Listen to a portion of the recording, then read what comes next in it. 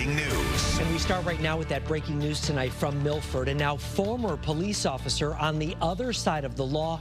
And new tonight, the Board of Police Commissioners voted to fire an officer who allegedly crashed a car into a house and then took off. Amanda Callahan is your reporter live at the Milford Police Department with more tonight. Amanda? Mark, the board voted unanimously tonight to terminate Michael Brennan, saying his actions violated the Milford Police Department's code of conduct.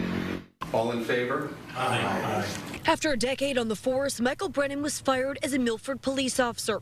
On February 28th, Milford police officers responded to a car crashed into a house on New Haven Ave and saw two men running away. Responding officers say they found Brennan, who was off duty at the time, was one of those men. At first, investigators say Brennan told police he was a passenger in the car, then later admitted days later he was the driver. It's for that reason that I am recommending and asking this commission to terminate his employment. Officers reported Brennan's conflicting statements to the chief, and the department launched an internal investigation.